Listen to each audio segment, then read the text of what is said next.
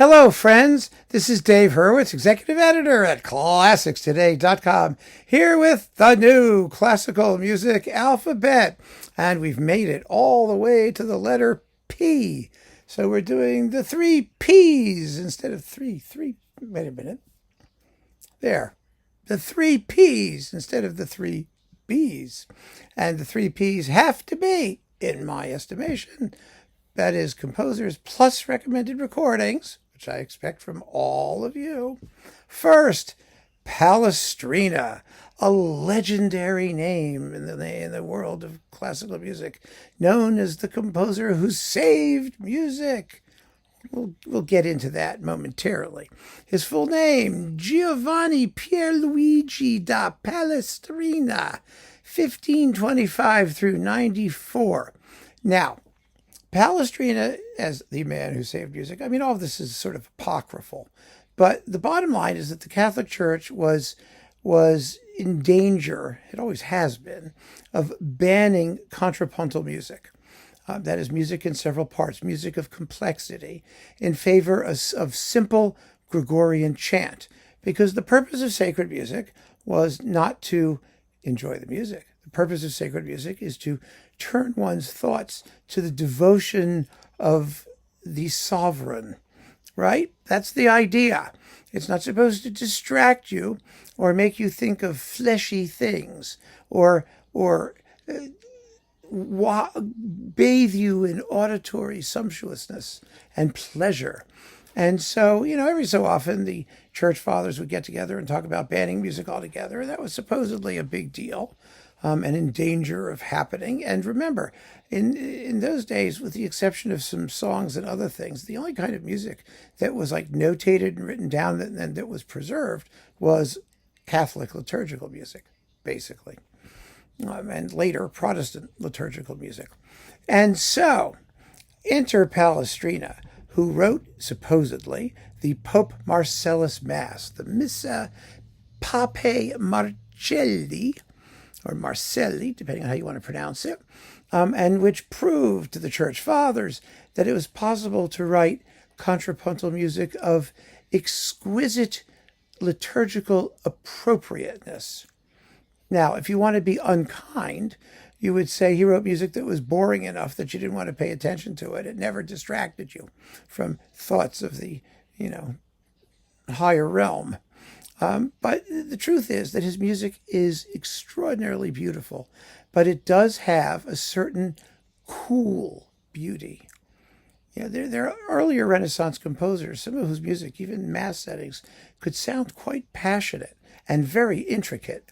Palestrina lays out his music in long, clean lines that intertwine and flow against each other with scarcely a ripple of disturbance, and it makes his music gorgeous. I mean, it really does, and very beautiful. But you have to take it in smallish quantities. You don't want to listen to like hours of it on end because it can all sort of sound the same. It can sound monochrome.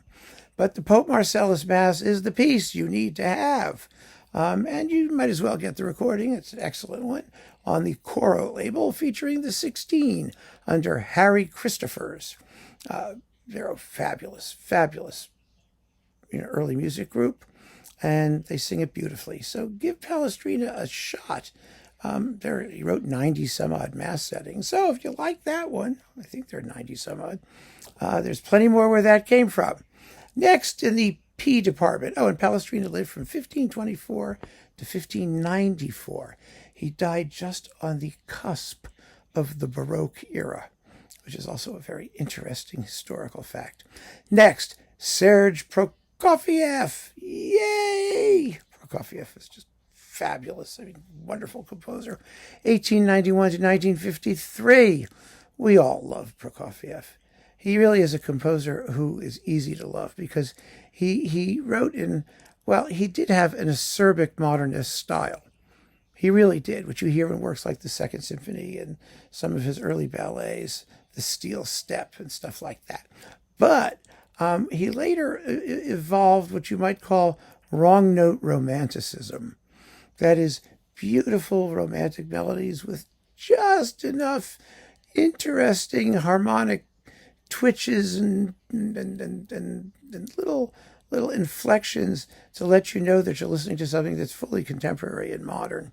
And they're just wonderful, wonderful tunes. He was able to do amazing things with very simple ideas.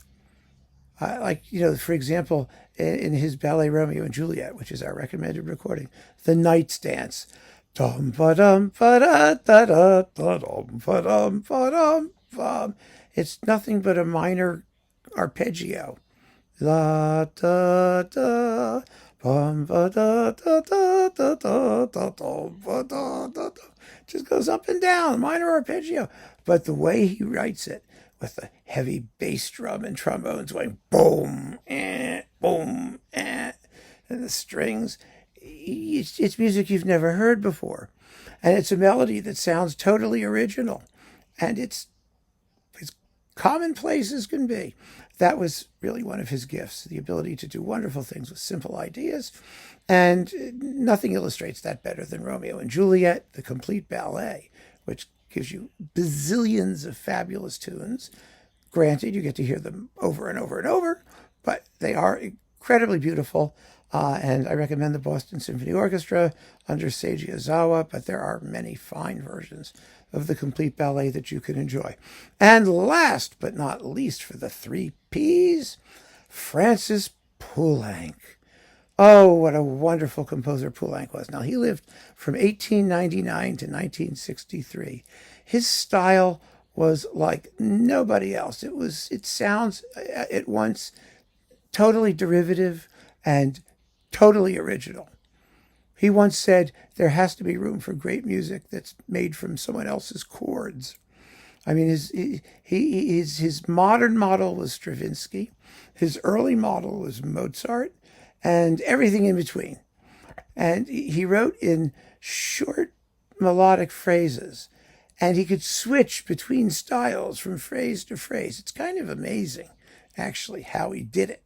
But his greatest masterpiece is his opera, Dialogues of the Carmelites, which is just devastating, tragic, and brilliant all at once. It's about a convent of nuns during the French Revolution who refused to give up their faith, and so they are sentenced to die at the guillotine, which they do. They go to the guillotine one by one, singing a Salve Regina, and one by one, they're executed until there's only one left, Blanche de la Force, who had run away from the convent out of fear, but who in the end decides to rejoin her sisters and die with them. And wow, what a powerful piece of music. And Poulenc, who was an amazing songwriter, is so careful, so precise in his setting of the text. I mean, as a wedding of words and music, it's a piece like no other. It's an extraordinary opera, full of very, very good tunes, moving and emotional scenes, and a gut-wrenching finale like nothing you've ever heard. Absolutely magnificent. And so Poulenc is definitely a composer you should get to know. And with that, we have the 3 Ps. All 3 of them. Give me your 3 Ps with recording recommendations for each one. Inquiring minds want to know what you have to say. So keep on listening, friends. Thanks for joining me. Take care.